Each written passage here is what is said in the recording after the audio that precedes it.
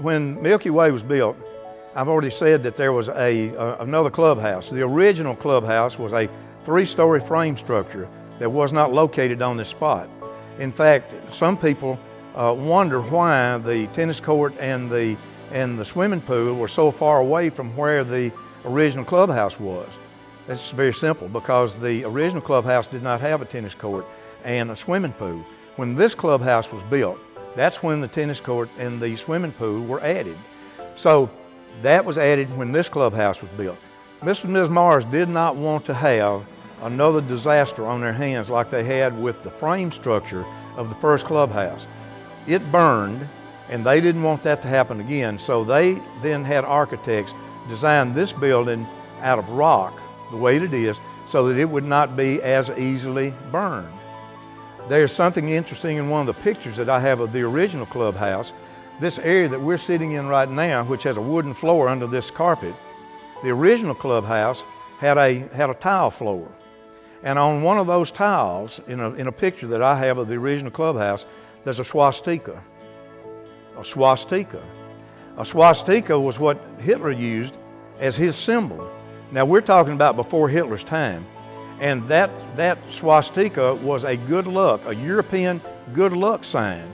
And it did not mean what Adolf Hitler meant for it to end up meaning. And a lot of people, when they look at that picture, say, what in the world do you think that man had in mind when he put that swastika on that tile? Well, it didn't mean anything bad at that particular time. But when the original clubhouse burned, and they decided to move the building here and to build it and make it out of rock so that it wouldn't burn as easily, it was also, the idea was changed that when you have people come and see you, you want to have that hotel look, that place where you really feel like that you're really being entertained and you're really somewhere that's really special. And that's the reason that they called it a clubhouse, because it was more than a place where you just lived. It was a clubhouse. There were people would come through here to visit the Mars, would stay for a week at a time, sometimes even when Mr. and Ms. Mars weren't even here.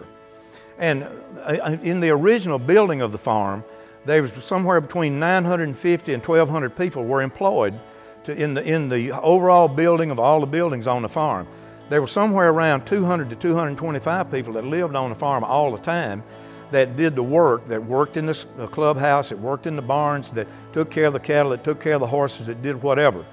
Now, one of the most interesting things about some of the structures on this farm is that curved sheep barn that was in the Guinness Book of World Records. And it was Garland Smith, who was the farm manager at the time, who had challenged the architects to do something different. And he said, you can't build a barn around that hill. And they said, oh yes, we can. And so they did, and that's how that curved sheep barn ended up the way that it is right now and in the Guinness Book of World Records.